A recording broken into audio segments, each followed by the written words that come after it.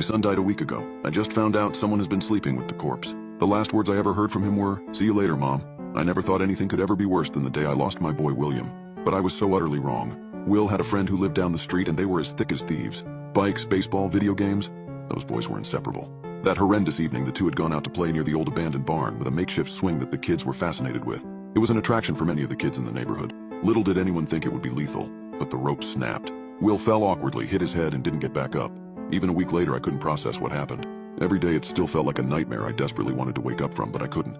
My baby boy was gone. I never imagined my life could fall apart anymore, until I got that phone call. It was 10 days after he died. The body was already in the coroner's office, ready for the funeral in a few days, or so I thought. I heard my phone ringing and picked it up to be greeted by the coroner's office front desk. I was confused as to why they would be calling.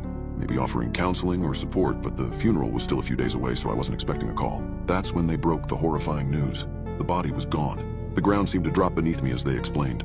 My sweet boy, already ripped from me once, was now stolen in a way I couldn't even fathom. A rage unlike anything I'd ever felt before surged through me, fierce and scalding, threatening to consume everything in its path. How dare they? How dare they violate my child's rest? How dare they add to our pain? But within my fit of rage, I still couldn't understand.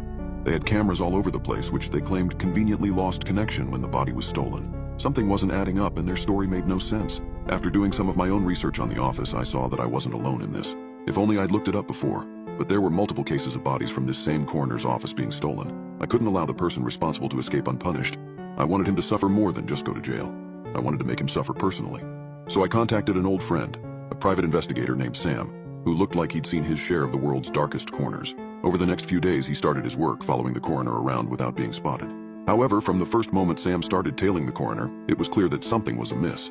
The man was jittery, frequently checking his rearview mirror as if expecting to be followed. His erratic patterns stood out, but were just oddities, not proof of his wrongdoing. Not proof yet, anyway.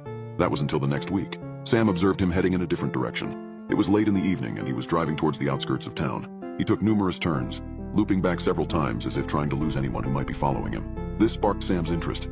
He maintained a safe distance, his professional instincts on high alert. Eventually, the coroner arrived at a secluded spot filled with large industrial bins.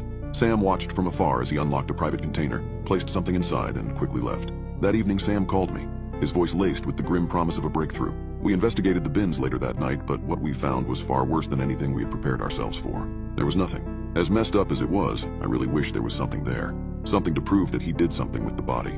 He had to have known we were following him, or he'd gone back and taken whatever he put in there. Something was so effed up about this whole situation, so I made a decision. I told Sam that the next morning, we were going to break into his house and finally gather enough evidence to prove that this horrible coroner is a sick, sadistic human.